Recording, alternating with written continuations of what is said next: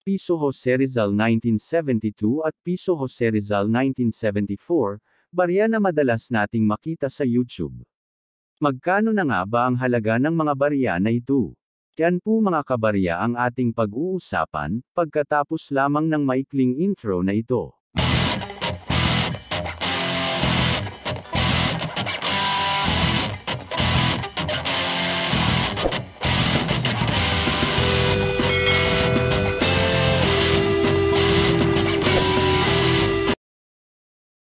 Ang 1,972 piso at 1,974 na ay ilan lamang sa pinakakilala at pinakakaraniwan na barya na inilabas noong panahon ni dating Pangulong Ferdinand Marcos. Narito ang ilan sa mga katangian ng barya na ito. Ito ay gawa sa nickel brass, may bigat ito na 14.45 na gramo at lapad na 33 mm. Ang kapal nito ay 2.17 na milimetro. Sa harapan ay makikita ang mukha ni Rizal na nakaharap sa gawing kaliwa. Nakasulat ang 1 piso, Jose Rizal. Sa likuran naman ay makikita ang Coat of Arms of the Philippines, nakasulat ang Republika ng Pilipinas, 1972 o 1974. Dumako tayo mga kabarya sa mintage o bilang ng piraso na ginawa sa bawat taon.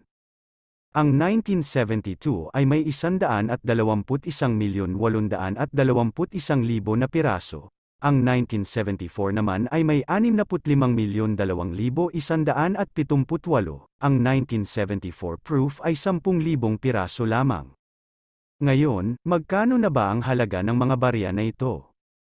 Ang 1972 at 1,974 na ay nagkakahalaga ng 5 piso hanggang 50 piso. Kung di na maganda ang kondisyon, maaring 5 piso na lamang ang halaga nito. Subalit kung uncirculated o brilliant uncirculated ang barya, maaaring may benta hanggang 50 piso. Kung lumang-luma na o hindi na maganda ang kondisyon ng barya, di na po ito na ibebenta. Mababa po ang halaga nito dahil ito ay pangkaraniwang barya lamang. Ang 1974 proof ay naibebenta mula 200 piso hanggang 500 piso. Samantalang ang graded coin ng PCGS o NGC ay naibebenta mula 1,000 piso hanggang 2,500 depende sa grado ng barya. Narito mga kabarya ang halimbawa ng graded coins nito. Ang mga error coins ng ganitong barya ay naibebenta din sa mataas na halaga. Narito naman ang halimbawa ng error coins nito. Tandaan, wala po itong napakataas na halaga. Hanggang dito na lamang muna tayo mga kabarya. Maraming salamat sa inyong panunood.